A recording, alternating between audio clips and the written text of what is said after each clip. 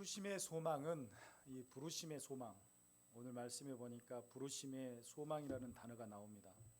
이 부르심의 소망은 성령님께서 우리의 어두운 눈을 밝혀 주실 때 그때 깨닫게 되어진다라고 이야기합니다. 우리 스스로가 깨닫는 것이 아니라 누구를 통해서?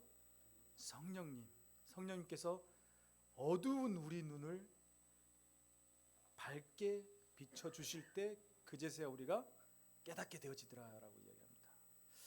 오늘 그 부르심의 소망이 무엇인지, 또 하나님께서 허락하신 그 유업의 풍성함과 능력의 크심이 무엇인지 오늘 우리가 좀 나누기를 원합니다.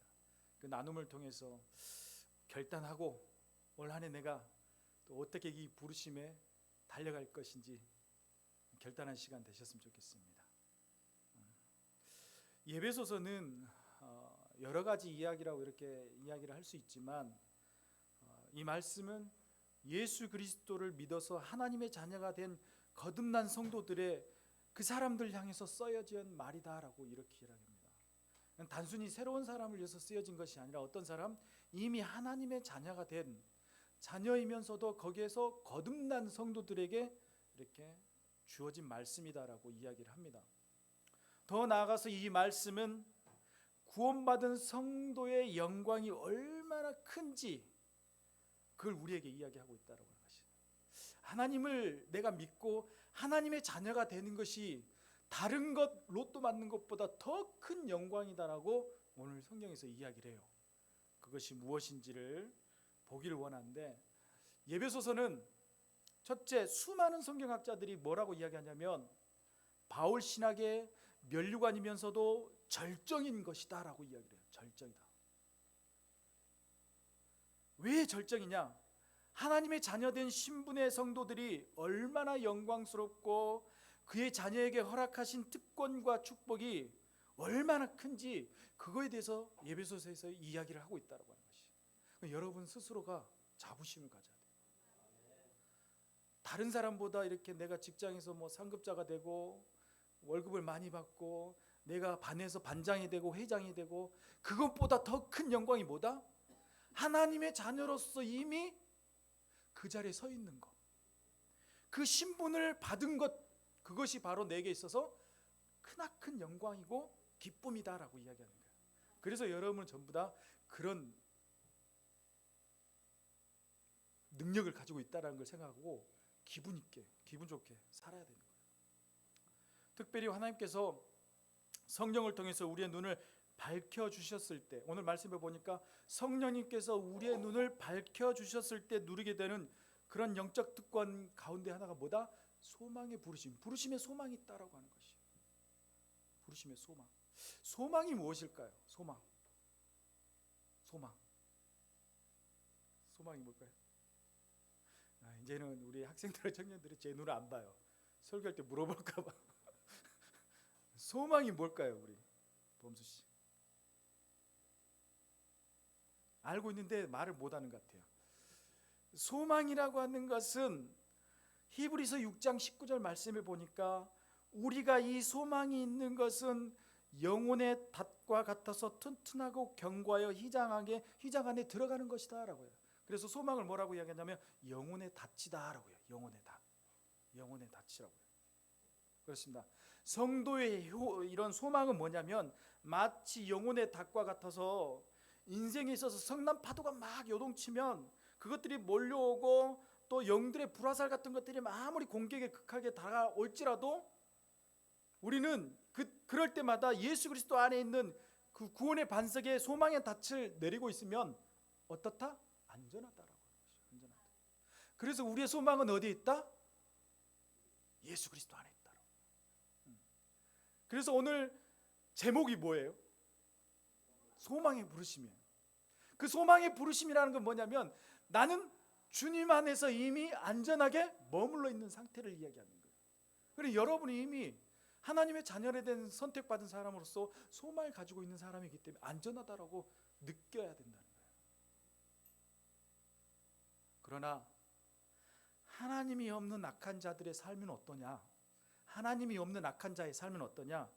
바람에 나는 겨와 같고 닻이 끊어진 배처럼 작은 파다에도 쉼없이 흔들리다가 결국 어떻게 됐냐면 배는 좌초되고 망하게 되는 것처럼 하나님이 없는 악한 자의 삶은 그렇게 된다라고 하는 것이. 그렇지만 여기 앉아있는 여러분들은 이미 하나님으로부터 선택되어지고 그 소망의 바다 가운데 있기 때문에 여러분들은 결코 흔들리거나 좌초되거나 망하지 않는다라고 하는 것이. 오늘 사도 바울이 언급한 부르심의 소망, 소망의 부르심, 이 18절의 말씀에 보니까 소망이라고 하는 말 언급했는데 이 소망이라는 의미는 성도의 구원의 확신의 문제에 대해서 이야기를 하고 있다. 성도의 구원의 확신의 문제. 여러분 소망이 있습니까? 라고 물어보면 뭐다? 나는 구원의 확신이 있다라고 하는 거죠. 왜? 그 성령 하나님께서 나에게 소망을 주셔서 내가 안전한 삶을 살고 있는 것, 그것이 이미 나는 구원받았다라고 생각하시면 됩니다. 여기서 부르심이라는 것, 부르심이라는 것, 우리 많이 찬양에도 막 나오고요. 갑자기 우리 친구들하고 이렇게 어른들하고 이야기할 때 하나님의 부르심을 받으셨습니까? 이런 말을 많이 해요. 부르심이라는 것, 부르심이라는 건 두 가지 의미가 있습니다. 하나는 일반적인 부르심이 있고 또 하나는 특별한 부르심이 있다라고 하는 거예요. 일반적인 부르심은 뭐냐면 사도행전 16장 30절 말씀에 이렇게 이야기하고 있어요. 바울이 그리스도 아테네 사람들에게 복음을 전하면서 부르심에 대해서 이야기를 하고 있는데 알지 못하던 시대에는 하나님이 허물치 아니하셨거니와 이제는 어디든지 사람을 다 명하사 회개하라 하셨다. 이 말을 해요.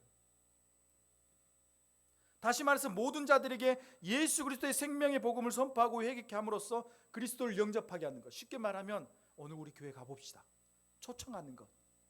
이게 일반적인 부르심이라는 거예요. 여러분들 일반적인 부르심에 대해서 최선을 다해야 돼요. 그렇지만 특별한 부르심이 있다라고 하는 것이죠. 특별한 부르심은 초청하고 자리에 앉아서 있는 것이 아니다라고 하는 거예요. 여기서 특별한 부르심은 로마서 8장 28절에서 31절 말씀에 하나님을 사랑하는 자 곧 그 뜻대로 부르심을 입은 자들에게 모든 것이 협력하여 선을 이룰 것이다. 또 미리 정하신 그들을, 뭐라 그랬죠? 또 미리 정하신 그들을, 누구다? 여기 앉아있는 여러분들을, 그들을 부르시고 여러분들을 부르셨다라고 하는 것이에요. 부르신 그들을, 여기 앉아있는 여러분들을 어떻게 한다? 의롭게 한다라고 하는 거예요. 그냥 부르시고 끝내는 것이 아니라 부른 여러분들을 더욱더 한 단계 나가도록 의롭게 만들어 주신다라고 하는 거예요. 그러면서 의롭게 된 우리들을 또 어떻게 하신다? 영화롭게 한다. 할렐루야. 이런 것들을 하나님께서 우리에게 부르심의 목적을 가지고 계신다라고 하는 것이. 이 자리에 있는 여러분들은 특별한 부르심을 받은 사람들이라고 하는 것이.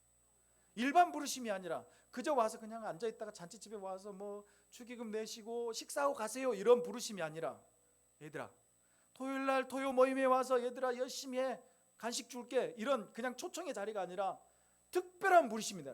내가 너를 지명하여 불렀나니 너를 더욱더 의롭게 할 것이고 너를 의롭게 한 그 모습 속에서 더 영화롭게 나가게 하실 것이다라는 하나님의 목적이 있다라고 하는 것이. 그 목적. 여러분은 어느 단계까지 와 있나요? 대학 어느 단계까지 와 있는 것 같아요? 모르겠어요.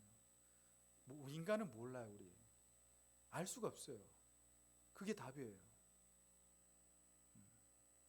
하나님만이 아시죠. 선택받은 사람들이, 부르심을 당한 사람들이 내가 지금 의로운지 영화로운지 그건 하나님이 아신다라고.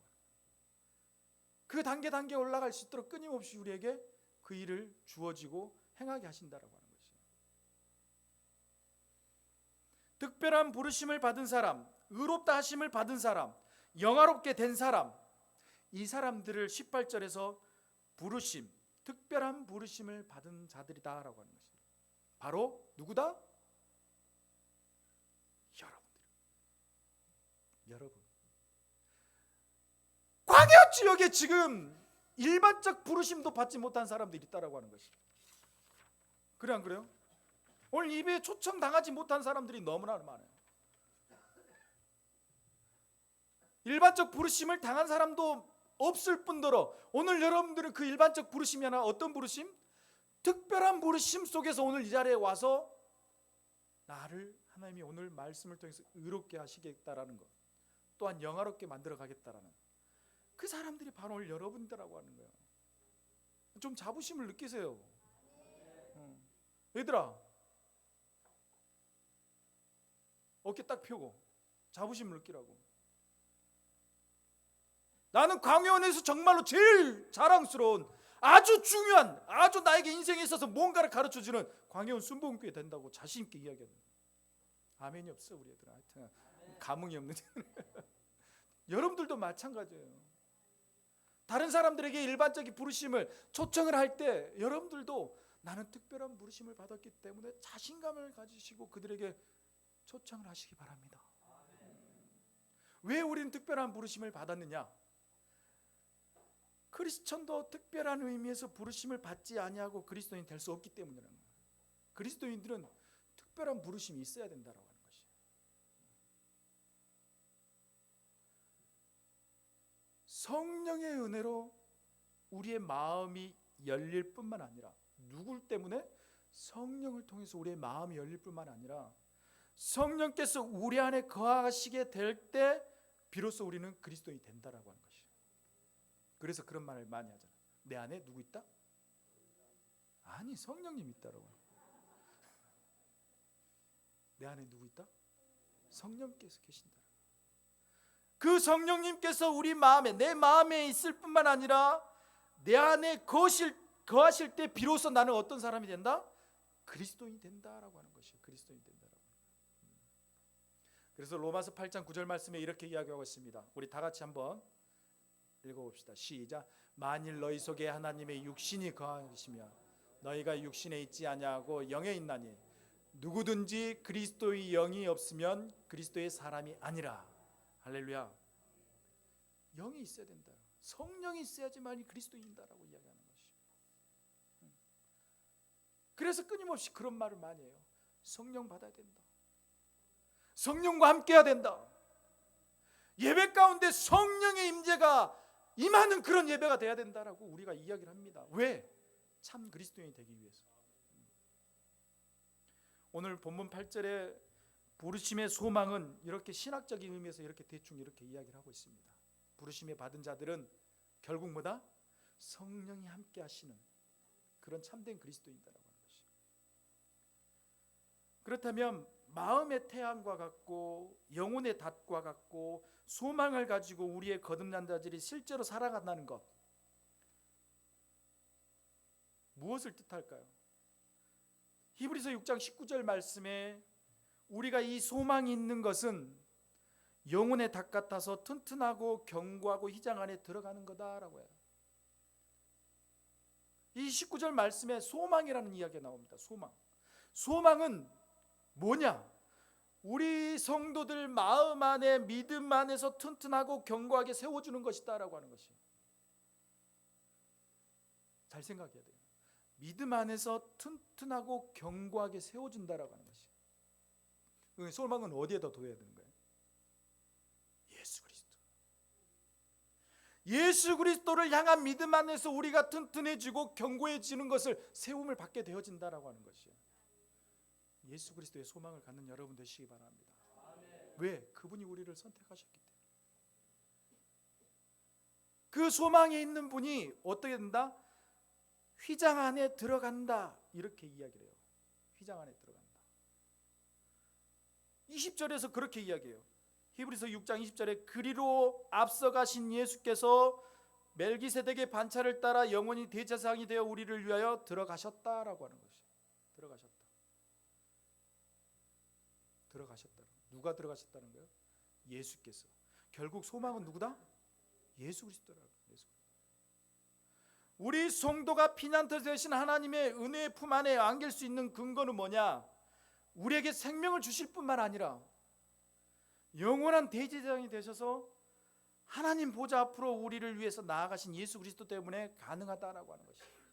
그 예수님이 우리의 모든 것을 짊어지고 나가셨기 때문에 우리가 가능하다라고 이야기하는 것이죠. 그래서 예수의 의로우신 옷을 입고 담대하게 지성소 앞으로 나갈 수 있다는 것은 우리에게 주어진 너무나도 큰 소망이다라는 것이. 소망. 이거는 일반적인 소망, 부르심을 받은 사람들에게는 해당되지 않지만 특별하신 부르심을 받는 여러분들은 그런 소망을 누릴 수 있는 특권을 가지고 있다는 것이. 그래서 여러분 자신감을 가져야 돼요. 자신감.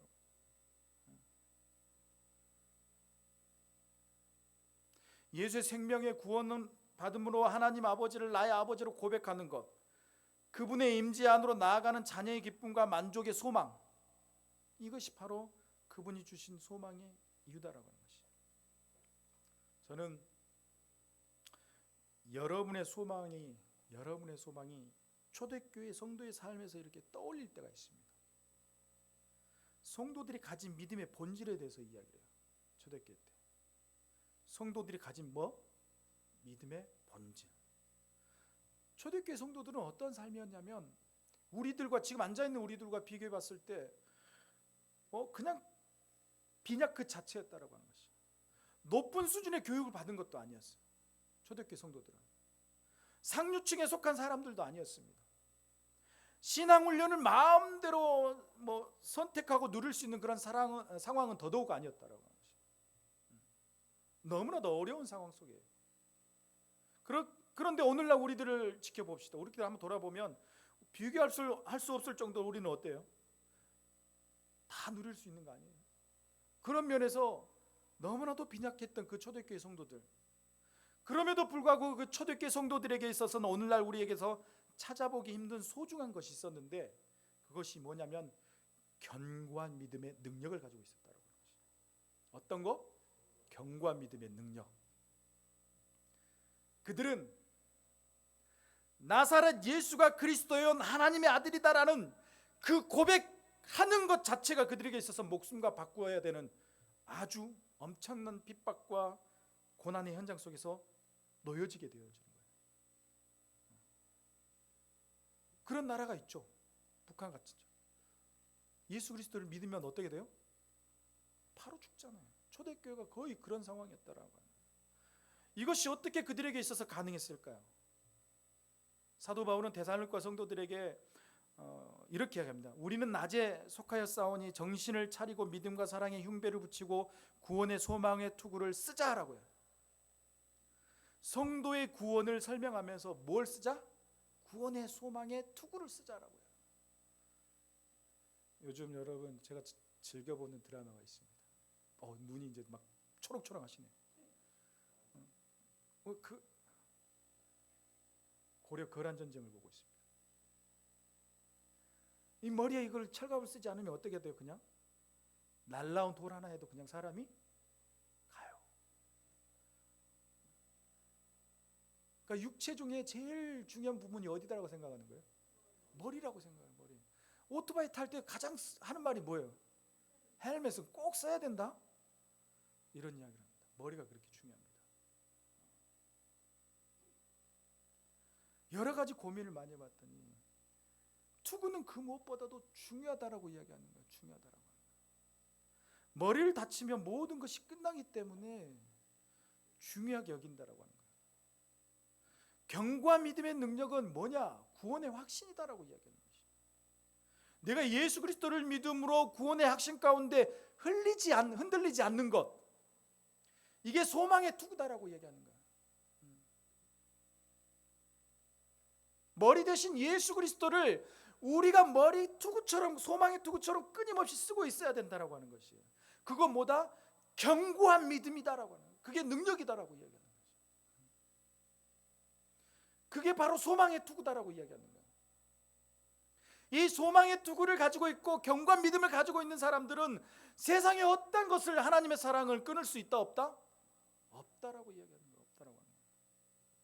초대교회 성도들에게 있어서 어떤 칼의 위협이라든가 배고픔의 위협과 헐거벗음의 위협, 죽음의 위협 가운데서도 예수 그리스도 안에 있는 하나님의 사랑에 대해서 끊어지지 않고 마침내 믿음과 사랑으로 승리할 수 있었던 이유는 뭐냐? 구원의 확신, 소망의 투구를 가지고 있었다는 거예요. 그건 뭐다? 견고한 믿음이었다. 견고한 믿음. 특별한 부르심을 받은 여러분들에게 있어서 당부하고 싶은 건 뭐냐면 견고한 믿음을 가지시기 바랍니다. 올 한 해를 달려가는 일이 너무나도 길어요. 이제 1월달 지났어요. 앞으로 11달을 가야 돼요. 어떻게 우리가 바람이 흔들리고 자초되고 쓰러질 수도 있어요. 망할 수도 있어요. 그렇지만 초대교회 성도처럼 우리가 흔들리지 않고 묵묵히 그 길을 갈 수 있는 건 뭐다? 견고한 믿음, 소망의 투구, 예수 그리스도를 놓치지 않는 것, 그것이어야 한다라고 이야기하는 것이에요. 내 신앙이 지금 나태해져 가고 있는 것 같아. 그럴 때 여러분 스스로가 채찍질해서 믿음을 잡으시기 바랍니다.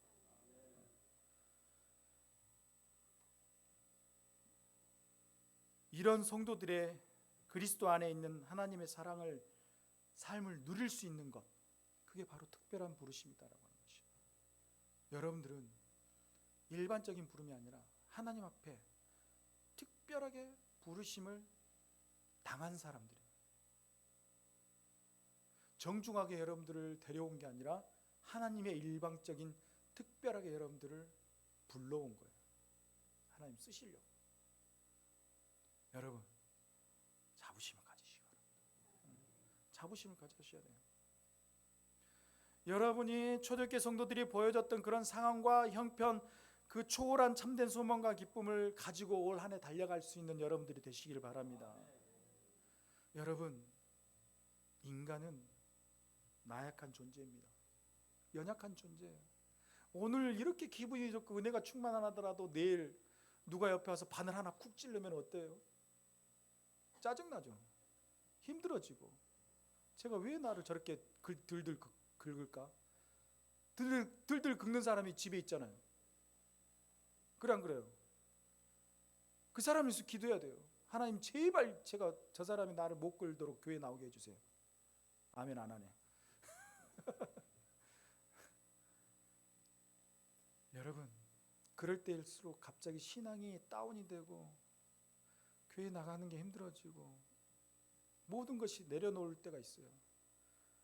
그럴 때마다 시편 기자가 우리에게 그렇게 요구를 합니다. 시편 42편 5절 말씀에 내 영혼아 내가 어찌하여 낙심하고 어찌하여 내 속에서 불안해하느냐. 너는 하나님께 뭐해라? 소망을 두라. 할렐루야. 소망을 두라. 이미 소망 가운데 부르심을 받은 우리들은 누구에게 소망을 가지고 살아야 되는 거예요? 하나님. 스스로 낙심하지 말고 속에서도 불안하지 말고 묵묵히 하나님을 바라보면서 힘을 내어 가야 된다라고 이야기하는 거예요. 그러면서 우리에게 요구하는 것은 영적 침체에 빠지지 않기 위해서 신앙의 전환점이 우리에게 필요하다라고 이야기해요. 신앙의 전환점. 그것은 뭐냐? 자신은 영적으로 추스리고 믿음도 정말로 이렇게 선하게 있는지 끊임없이 우리 스스로가 선포해야 된다라고 하는 것이에요. 야! 박태보, 너 지금 믿음 굳건해? 스스로가 이야기를 던져야 된다라고 하는 것이에요. 스스로. 그러면서 오늘 하나 여러분 달려가시기 바랍니다. 자기한테만 해야 돼요. 괜히 옆 사람한테 야 범수 너 요즘 변한 것 같아. 이런 필요 없어요. 자기 자신만 하나님 바라보면서 말씀을 맺겠습니다. 여러분 어떤 부르심을 받으셨죠? 그렇죠. 아멘. 특별한 부르심을 받은 사람들은 어떤 소망을 가지고 있어야 된다? 하나님을 향한 소망의 투구를 가지고 있어야 돼요. 그 소망의 투구는 뭐다? 견고한 믿음이다. 견고한 믿음. 행여나 내가 그 견고한 믿음이 흔들릴 때마다 어떻게 된다? 불안해하지도 말고 낙심하지도 말고 누구를 바라봐라? 하나님을 바라보며 소망을 가져야 된다라고 하는 것이. 우리 옆 사람에게 이야기합시다.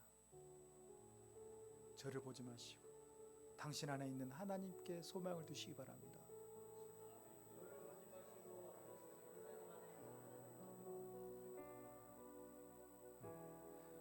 그 하나님이 여러분을 세우시고 그 하나님이 여러분을 이끌어 가실 줄 믿습니다.